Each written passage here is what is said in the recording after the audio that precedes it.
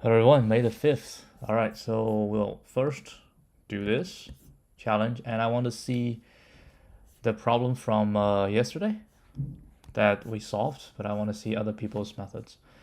Alright, maximum number of vowels. We did this before. Well, hold on, I forgot to do this. Let me just do this real quick. Okay, given a string as an integer k, return the maximum number of vowel letters in any substring of s with length k. Substring, length k. Are you kidding me? Isn't that just a sliding window? Maximum number of vowel letters in any substring s with length k. Yeah, that's just a sliding window. A-E-I-O-U, right? Sliding window, and you just need to keep counting it, right? Keep counting it.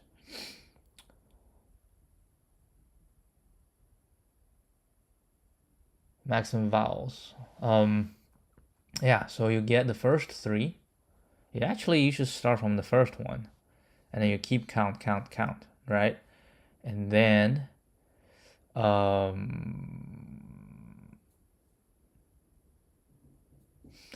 I don't know, like have a set. Yeah, I can do a set. So every time a new one comes in, I need to check if that one has been inside already. Can we do it without a set? That's the idea. Can we do it without a set? Yes, I was going to say yes we can, but I'm not sure if we can or cannot. Let me think. Now we can have a counter. Yeah, not really a counter, but yeah, it can be a counter. So every time we can, yeah, let's do a counter.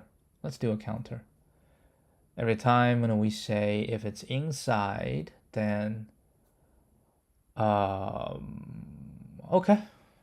So we'll do it that way. I mean, we can do set. I don't know. Do we do set? Still debating whether we use a set or whether we use a counter. I think a counter is not a counter. A dictionary is better, right? So we can say vowel dict, right? And we can just do true and false, but I think 0 and 1 is easier. A, E, I, O, and U, right? And then we're just gonna go through. I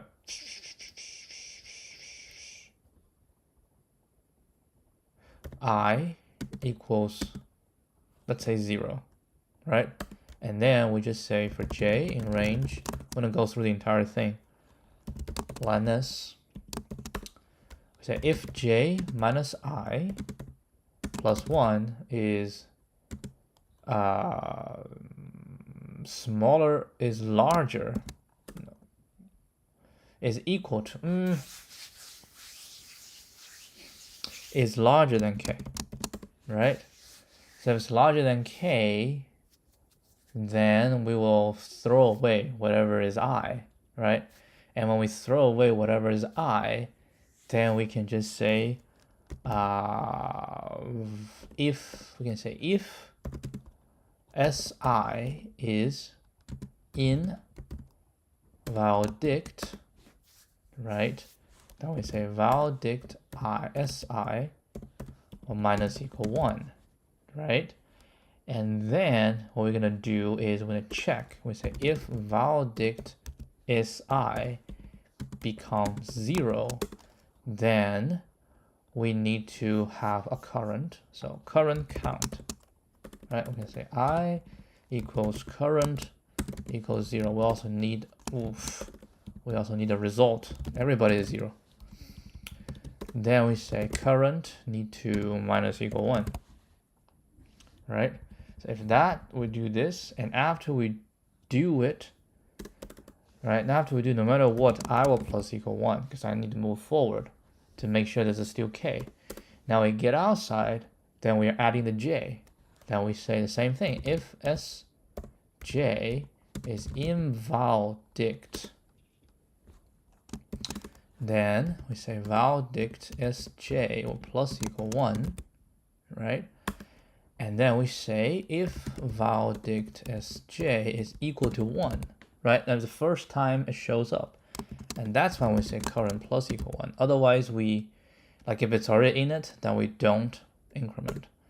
So after we do that, we can say res equals maximum, res and current. And then we return res at the end. All right, give this a shot.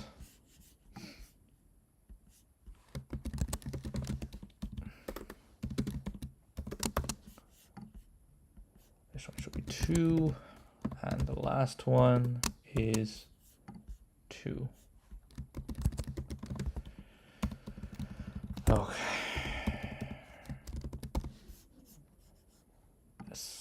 Okay. Max.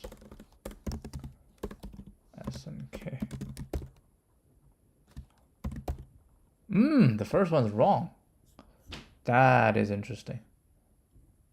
Huh. Okay. That is very interesting. It shall be 3. Oh, I was wrong. It's not unique. Grr.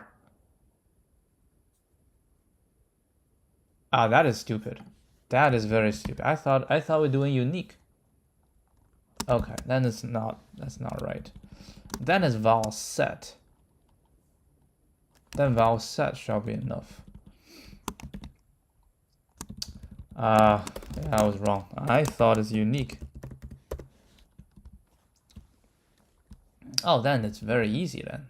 It's just if this is in val set, then we just say current minus equal 1. Ah, we can do this, right? And then we do this. And if this is in val set, then we do this.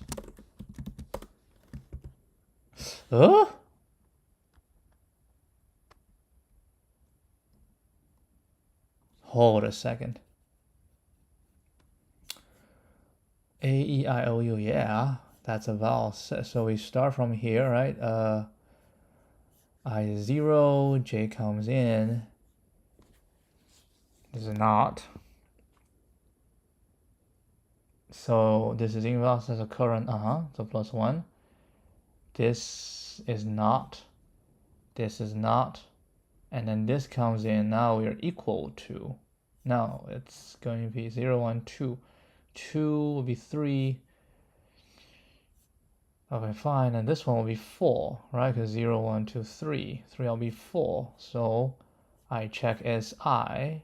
It's in, so current minus equal 1. I plus equal 1. And then I come here, J.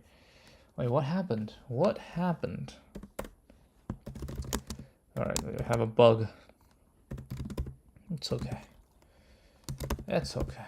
I can take a look. Huh. I stayed at 1. That is...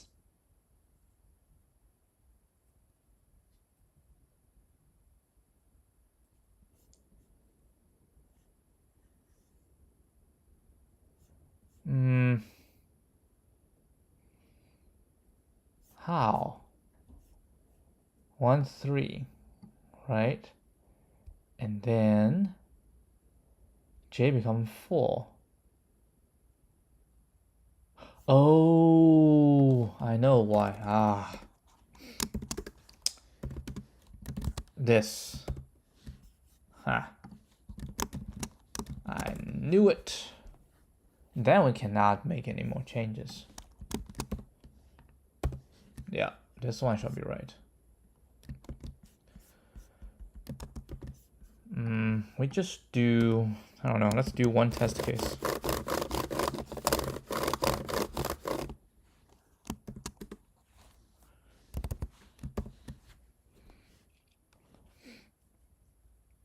Probably should do a 1 as well.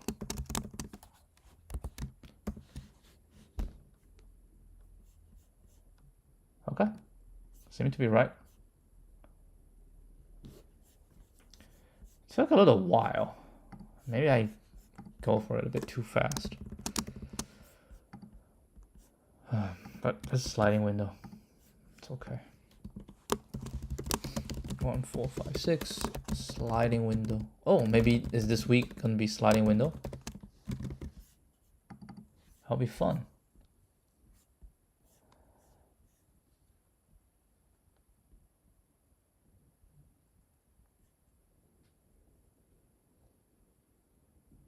Yeah, it's sliding window. Okay, so we got this done. I want to see the rerouting, not rerouting from yesterday. We'll take a look at this. Who else do you want to see? I just see this one. We solve a given for all roots. This is similar to my previous post. Arbitrary root the tree. Let's take 0. Solve the given problem as if it was rooted at 0. Similarly solve the problem for all, even if you have never heard of this term before. No problem, it's just DFS. If you want proper, no. Given, find the number of guesses which are correct. Yeah, that's easy, right? Now that if we root at 1, at most, how many correct guesses would change?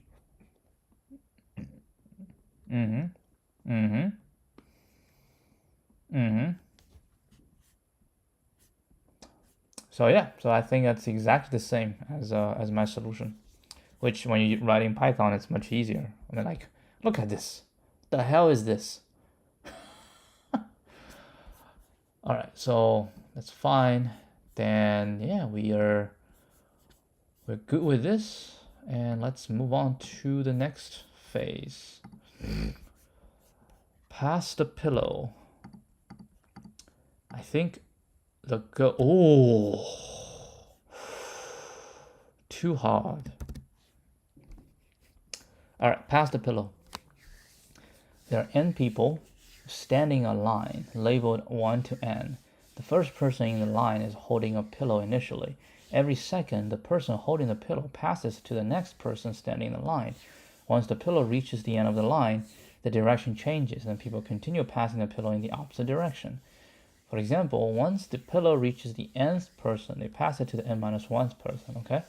Given the two positive integer n and time, return the index of the person holding the pillow after n seconds.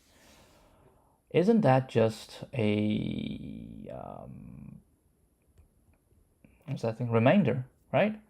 4, so we have 4. We have 5, so we pass it. Hold on, it's just the counting issue. Every second, so f time 1, so we pass 1 second. Yeah, this will be better if we have this, right? 1, 2, 3, 4. That's 1 second, 2 second, 3 second, 4 second, 5 second, right? Therefore, what we can say is 5 mod 4. But actually, if you take a look, this goes 3 times. Right? This goes only 3 times. Come back 3 times. Goes 3 times. So it's actually mod 3. Right? So in here, that should be 2 mod 3 minus 1, which is 0.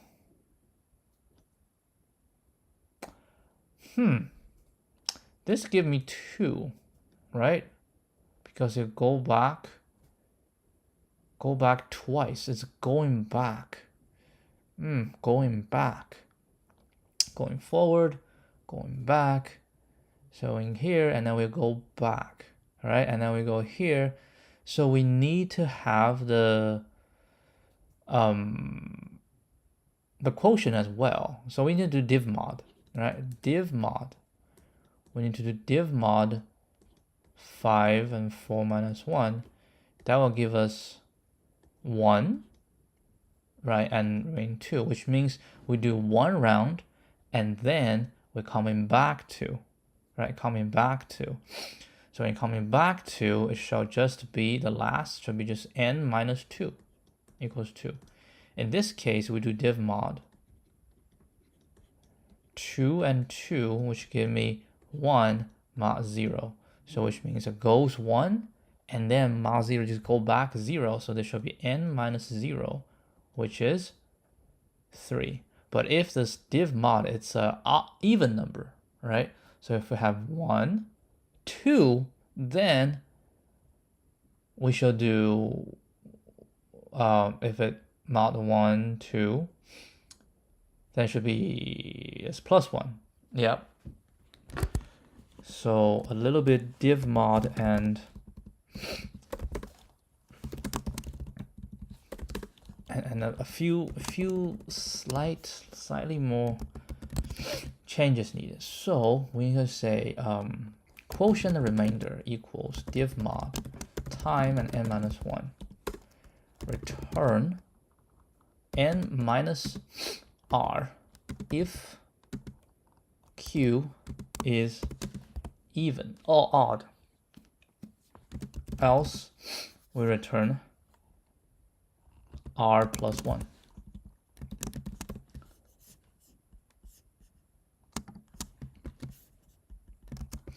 Okay.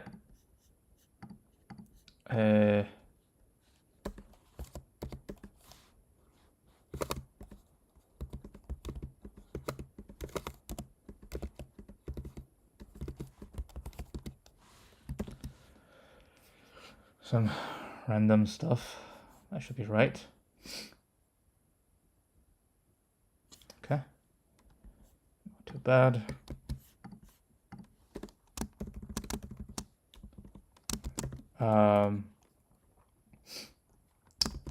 Find quotient and remainder. If quotient is odd, that means we have traversed, we have gone to the end from left to right, and the remainder signifies the pass from right to left. If quotient is even, that means we have that means the remainder is going from left to right. That's it.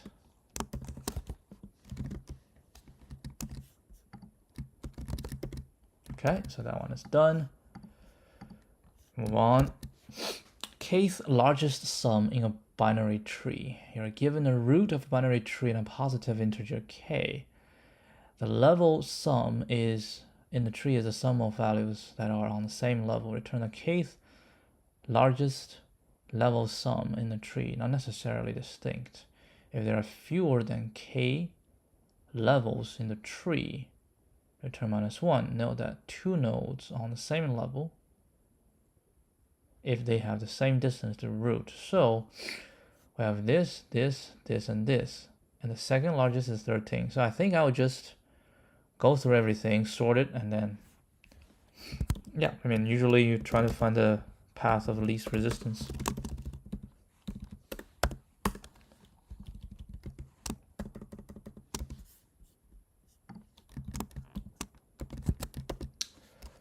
Q equals root. And what do we do? Sums, right? Sums equals this while Q temp for node in Q at the current level, right? So sums dot append this, append 0, right? For node in Q, sums -1 dot, no, -1 plus equal to node dot value. If node dot left, temp dot append, node dot left. If node dot right, temp dot append, node dot right. And then we keep going on. Q equals temp. Once we're done, we say sums dot sort, and we'll return sums the kth largest, so it's -k. the first largest, the second largest, right? Which is -1, -2. If k is smaller or equal to len sums, else -1. Okay, let's see.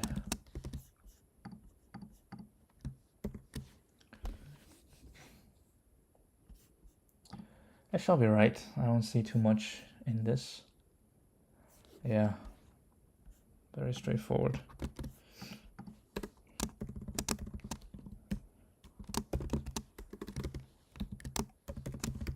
O(n). Oh, O(n) log n because of the sort. Okay, so this one is done. Now move on to number 3, which only has 22%. So, okay. Split the array to make co-prime products. Oh, sounds complicated. You're given a 0-indexed integer array, nums, of length n, a split at an index I, where this is called valid, if the product of the first I plus 1 elements,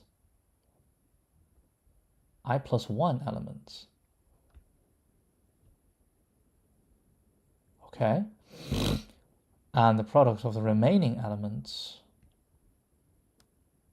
are co-prime. For example, nums, then a split at index 0 is valid because 2 and 9 are co-prime, while a split at index I equal 1 is not because we have 6 and 3, they're not co-prime. Split at the index I equals 2 is not valid because I is equal to n minus 1. Of course, because there's nothing on the right-hand side. Return the smallest index I at which the array can be split valid, or -1 if there is no such split. Two values are co-prime if their GCD is 1.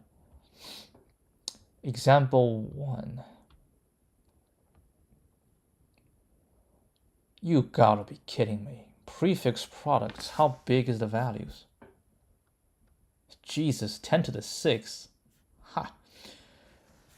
Prefix value, suffix value, GCD, so it'll be 2. And this one is nothing. Ooh.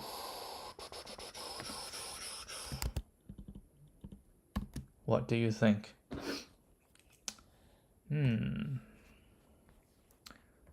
4, 7, 8, 15, 3, 5. We want to find the first one such that this and this is co-prime, right? What if we, get the prime factor out? So this is going to be 2, 7, 2, 3, 5, 3, and 5. Okay? So if we start from here, and now the factors here is 2. And the factors of all this is going to be 2, 3. Holy crap. It should be counter. Oh, holy crap. Wait, hold on. Doesn't really... No, it matters. It matters, yeah. Freaking matters. On the left-hand side, it doesn't matter. As long as I contain 1. On the right-hand side, because I'm removing. So it matters. So 2, we have 3. 3, we have 2. 5, we have 2. 7, we have 1. Right? Now we move on. So in here, we have co-prime because we have a 2. Next one, we add a 7. Right? We add a 7. We add a 7. And we just want to remove a 7. So we're asking, is 7 in it? And 7 is not in it, but 2 is in it. Do we have to go through every single one as we go, one by one? That's what I'm wondering, you know? That's what I'm wondering. Because this time I add, so whatever is in there is still in there, right? Whatever's still in there is still in there. So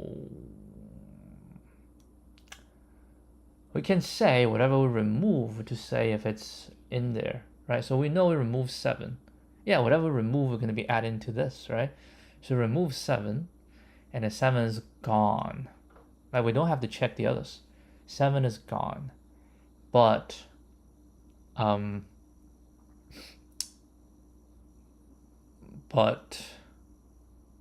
wait, how do you know? Because the start is good, right? So now we remove something, but that does not affect. How do you know it does not affect? Right? How do you know it does not affect? Well, because this is it's a new thing. That's why you say, okay, it does not affect. Okay, that's all right. What's next? Next, you remove, you remove this whole thing, right? So you remove 3, so now 2 is gone. And here, right, 2 is gone. So there's no more 2, right? There's no more 2. So we need to check if 2 is still here. Yeah, 2 is still here because you put 2 in here, right? So 2 always gonna be here, but 2 is no longer here. But how do we know there's no 3 and no 5? What I'm trying to do is I'm trying to avoid iterating every single thing. I mean, even though we have 10 to the 6th, so the total number of, but I think the total number of prime within 10 to the 6 is still quite large, right? Primes smaller than 10 to the 1 million, right? Yeah, 7, 8, 4, 8, 9, 8 primes. That's a lot. That's a lot of primes if you want to keep in here. I doubt you cannot do it every single time. So I have to be a little bit smarter. And how do we decide, right?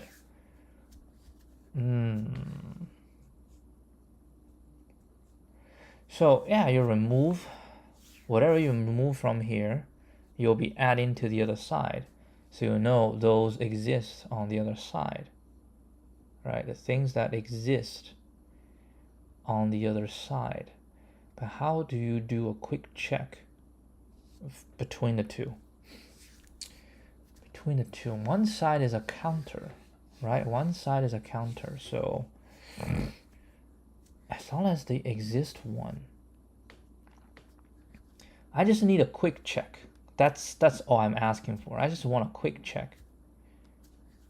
So how do I do a quick check?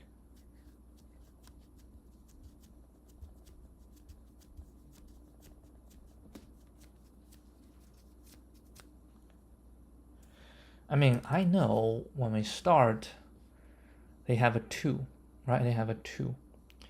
And then they have a 7. And I don't have 7 anymore.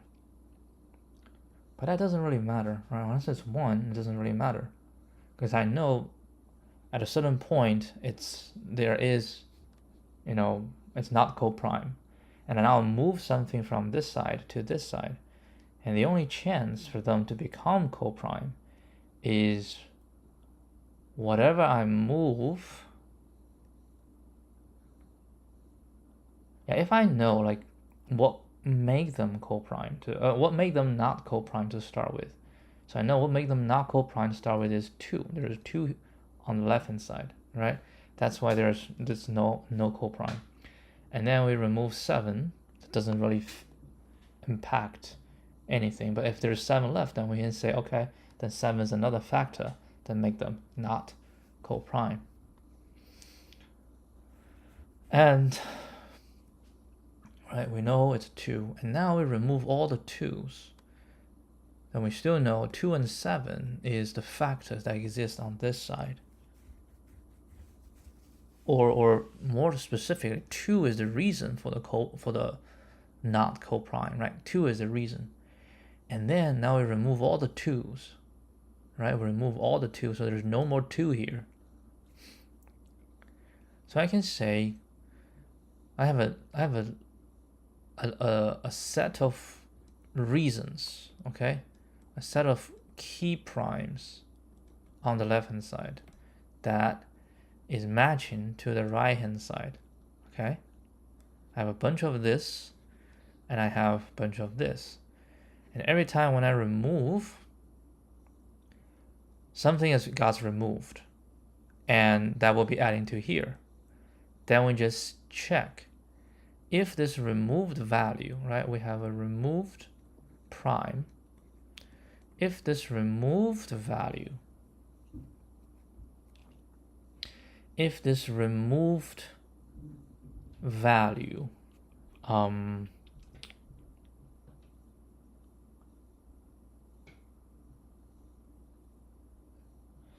if this removed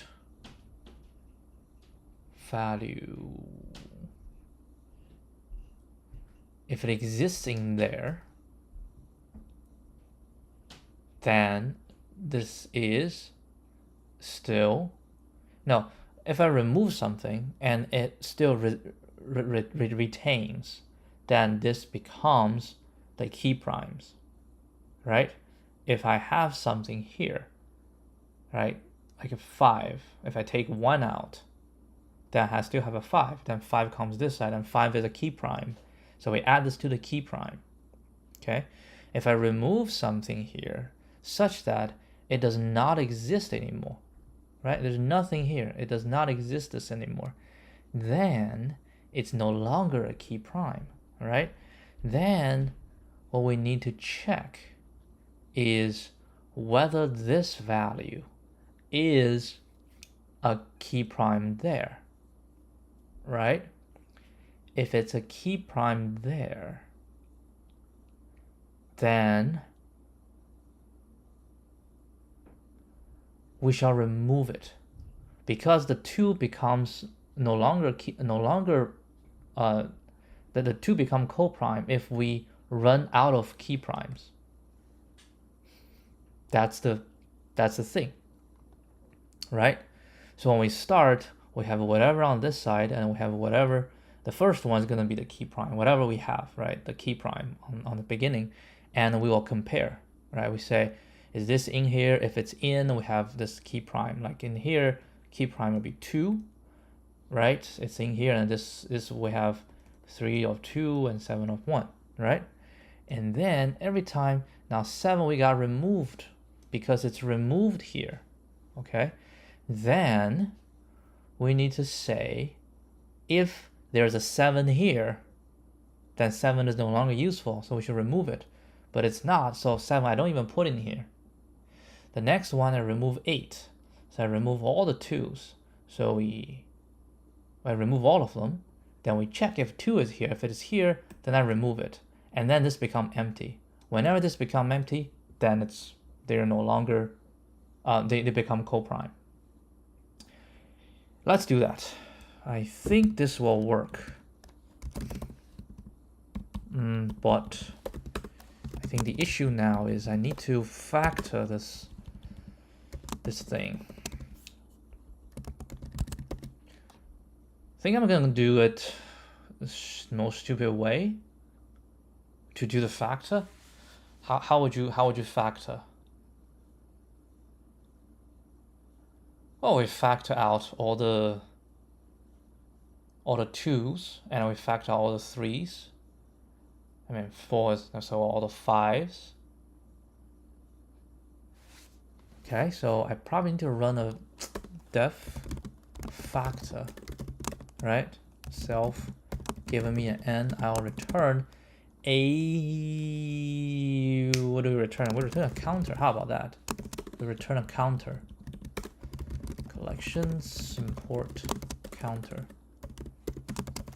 right? And then we shall say the primes equals counter. Okay, then we shall do 2 first, right? We say while n mod 2 is equal to 0, primes 2 plus equal 1 and divided equal to 2. Blah blah blah blah blah. While n, well, the last one will be 1. Then it's then right. While n is larger than 1, and right once we get out, and then we say while p, we're gonna start with 3. Right, while n larger than 1 and n mod p is while n larger than 1. Right, and then we say while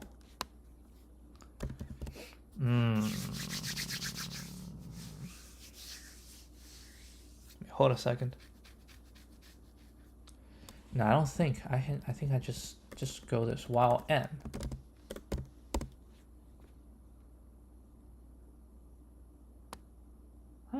Not really. I think this is good because it's 1. 1 mod 2 is going to be 1. Right? 1 mod 2 is 1, right? Yeah, 1 mod 2 is 1, so it's will be fine. And here, while n, okay, and then we say while n mod p is equal to 0, primes p plus equal 1 plus equal to, and n divided equal to the p. Right, and I'll go back. N is larger than 1. Once they come out, p plus equal to 2. And if we had a 9, it doesn't matter because it will not become 0 because I already take out all the 3's. This is just to make it easier, and then we'll return primes. Alright, so we're gonna change the whole thing into this. Factored, right? Factored nums equals for any nums. Ooh, we should say left and right. Pref shall equal to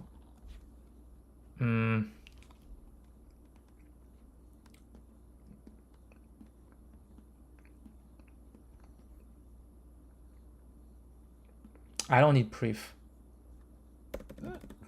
Suff. For I in range 1 to nums, 1 to len nums, okay? Then nums I. No, we need to add them together, right? We add them together. Can we do sum on the? That's a good question. Actually, I don't know. Let's see. Yeah, I want to sum them from collections port counter. Okay, so we say a equals counter. I don't know, 1 2 3 counter 2 3 4 counter 3 4 5.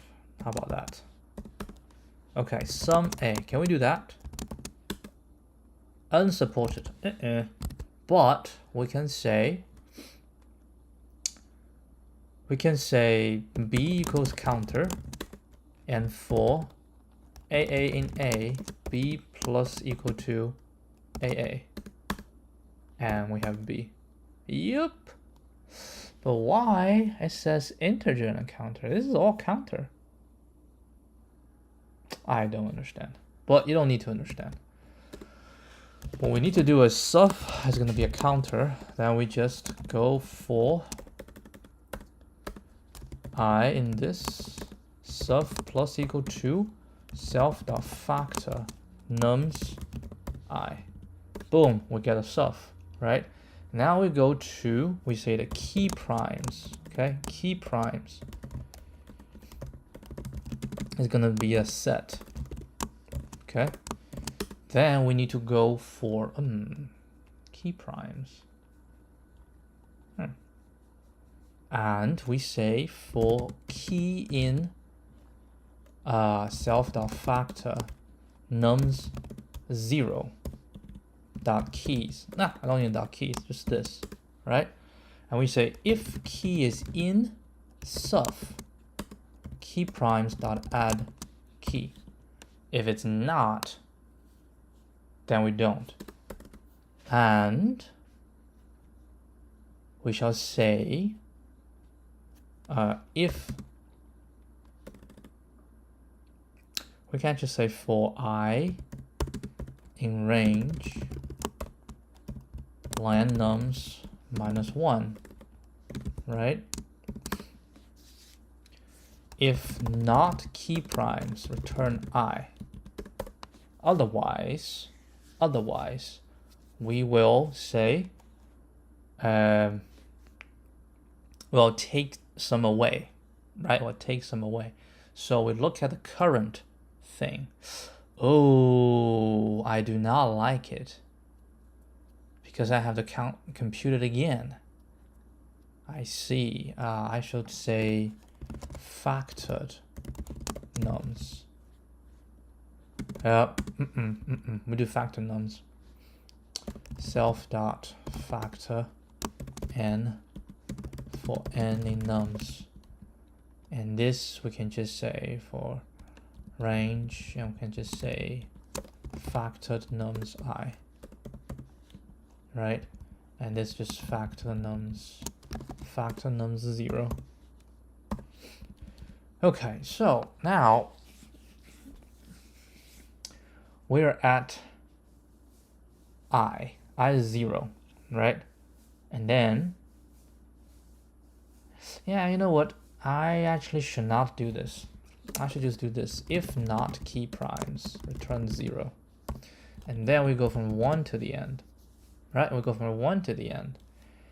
And we will do the evaluation first, which is taking I from suf, right? We take it from suf. So we know which one we need to take. So we need to check one by one, and we will remove it, right? We can say for key in factored nums I, right? And then we're gonna say suf key, well, minus equal to factored nums. Why don't we just say key value dot items, right? Then we minus equal to v, right? Then we say, this is very important, if suf key is not 0, then key primes dot add. We need to add the key. Else, if it is 0, right? If it is 0, then that means this one is no longer useful. Then we say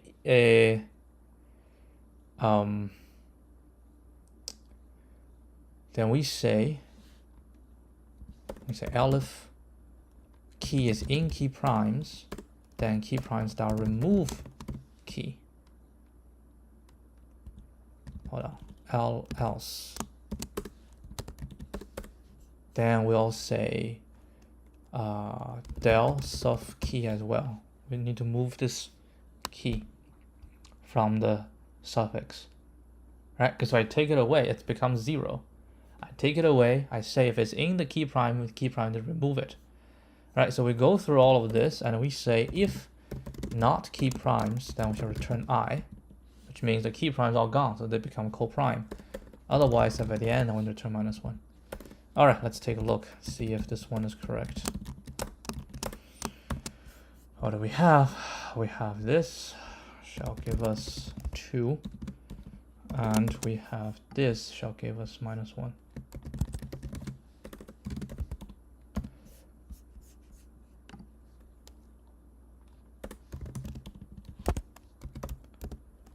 Find valid split nums. It passes. What I'm worrying right now is times out. Times out is kind of my worry. All right, let's go for it.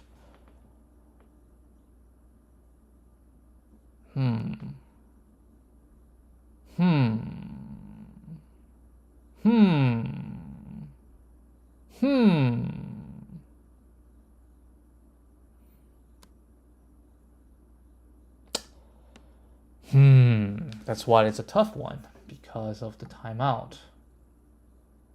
God, this is so bad. This is so bad. Wait, are we timing out from the factor already?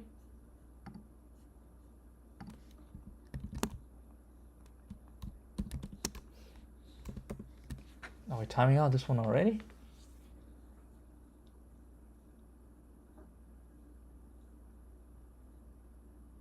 Almost. We almost time out from here already. 1000.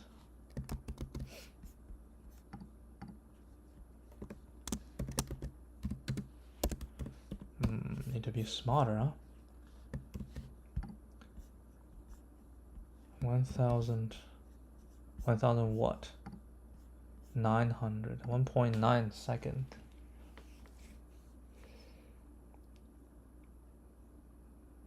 We add another 500 milliseconds. So the majority is finding the prime numbers. Huh.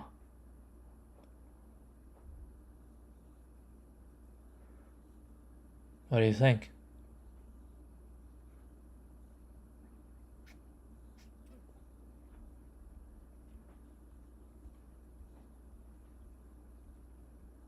Well, what I think is this part is pretty fast.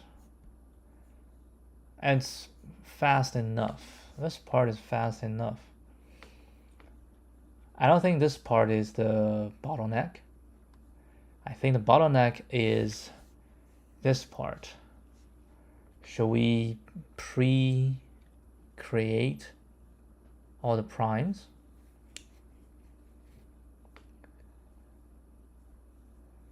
We probably should create all the primes. 10 to the 6, we might need to sieve it. We can sieve to create all the primes, and then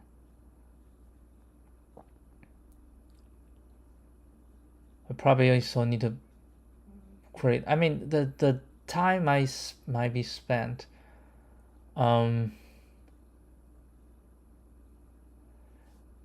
okay, we can have a faster ending here, right? So we can say we get rid of all this, and then we do this, and then we can say the limit shall be math.sqrt n, and we can say can we take the integer of this and plus 1. I might have to just take math.ceiling. Right, this is the limit. And we say while n larger than 1 and p is smaller than the limit. Because you keep going, it's not gonna help. It's not gonna be helpful, right? P smaller than this, and then we keep going, and once we get out, right? Once we get out, so your divide is no work.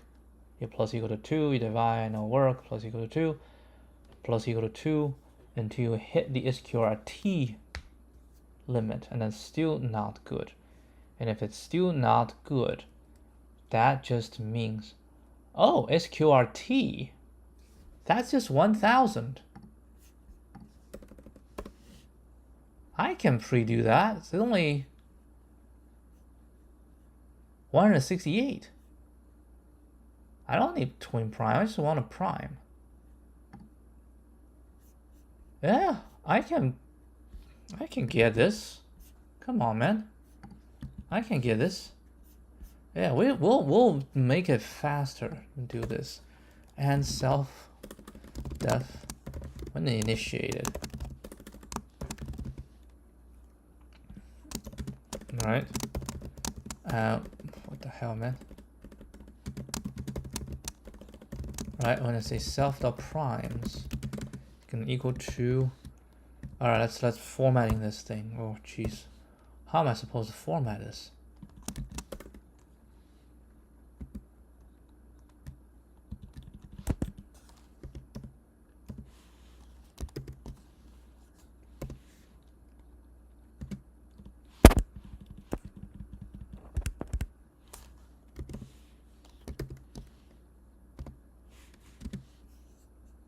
Okay.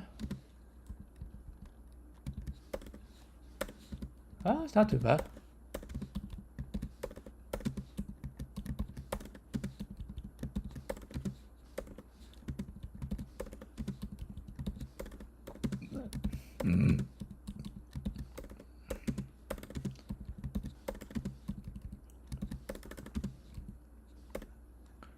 Okay, I think this is all the primes. Okay. Now we have all the primes. Now when we factor, primes is still fine. Then we can say, for p in self.primes, right? And limit, we need to find the limit first. So limit shall equal to math.ceiling, math.sqrt_n. Okay. If p is larger or equal to limit, then we break. Otherwise, while n mod p is equal to 0, prime p plus equal 1, and do this. While n, if n is smaller or equal to 1, or then we'll break out. Right? Then we don't need to do this. They just keep going round and round and round and round and round. And we're done. Go to the next one, we check. Then we say if p is larger than 1, then primes p plus equal 1, and then return primes. Alright, if this one were right, this is not correct. I think the prime is it's a little bit. Okay, we need to check factors. Let's check the factors.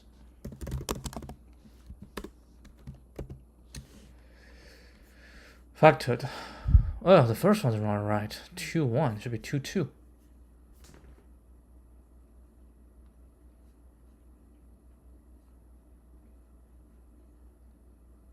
Wait, why would it be 2, 1? 4, okay? 4 comes in, and the ceiling is 2. Okay.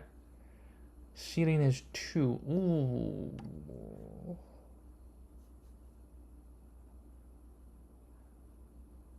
Oh, that's not p is n.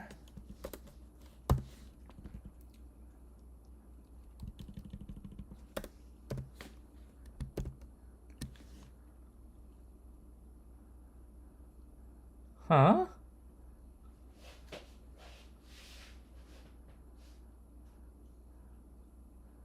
Oh, I didn't even start. Security plus 1 then.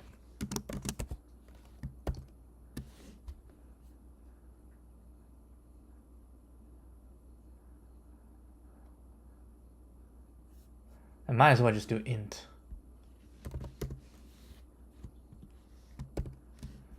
Okay. Let's see if this one helps. Yep. Now it makes it much faster. Alright, let's try this now. Yeah, it was a little bit stupid that we didn't realize.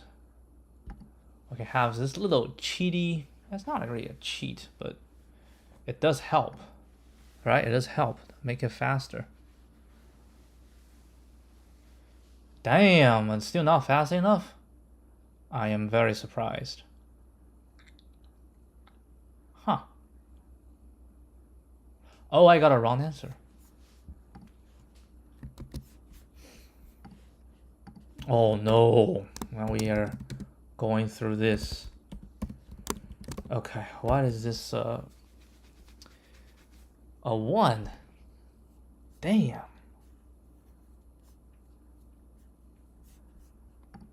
Huh. 1 Ain't no factor for 1. I mean, if it's a 1, that's definitely gonna be, because you cannot. Dude, this is... Oh, this is bad. This is bad. You didn't consider this. Dang it. If lambnums is equal to 1, shall return -1. I just realized another thing. What if I have a bunch of 1s? What would this be? Are they co-prime? They should be 0, right? Oh, wait, that does work. It does work.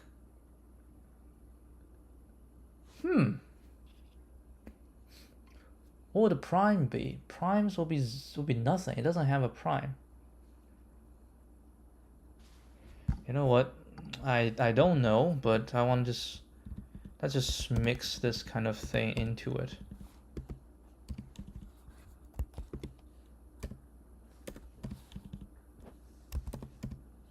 Like this.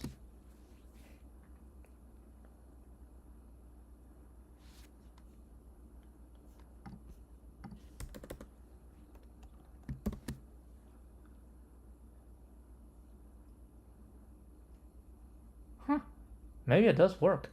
How did you handle 1? Well, I'll break. The primes will just be an empty counter, right? It'll be empty counter. Basically, we just exclude 1. Yeah, we don't consider 1. 1 is just going to be empty counter. Interesting. You want to give it another shot?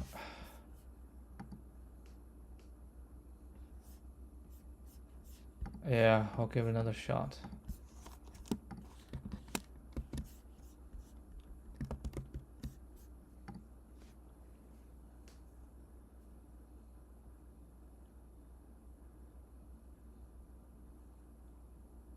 Doesn't look good. That's why the passing rate is so low. There are a lot of edge cases. Ooh! Damn! Damn! Barely. Barely. Holy guacamole. Holy guacamole. This is not easy. Well, hold on. I don't think this is tough, but to get good performance probably is not easy. Holy guacamole.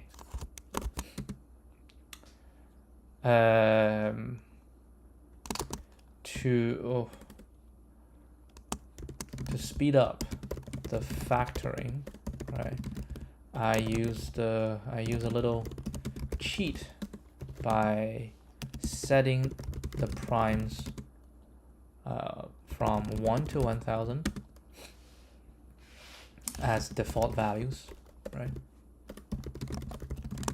Then factoring can happen directly on primes and terminated immediately when the factoring prime is, when the prime to be factored is larger than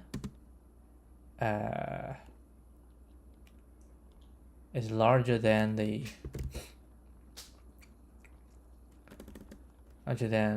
SQRT of the number. I mean, we probably can even do. You want to try? I actually want to try. After that, it's we find the key primes that make the pre and suff not co-prime. Okay, and each time a new number is removed from the suff, right? If the prime factors in the removed value still exists in suf, we add that prime factor to key primes. If there is no more such prime factor in suf, we remove the key primes. We remove it from the key primes. Now suf pre and suf becomes co-prime when key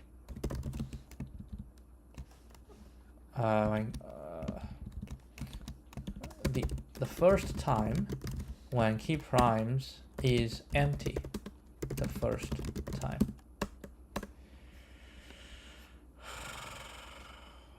Our runtime is absolutely bad. I mean, this you can say log the value, right? So log this plus log this plus log this, you know, plus plus plus. And when you say log A plus log B was log A times B. So it's log the, you know, you multiplied everything together, right? You log multiply everything together. We can call it n log m. M, we can say the average value in here. That's just the factor part. And then on, right? And then, well, it's hard to analyze. We leave that here on log m, where m is the average value in nums. Okay, I think I'm gonna stop here, and tomorrow we need to read the discussion for this one. Because this is just too bad. Come on. Come on, man. This is just too bad.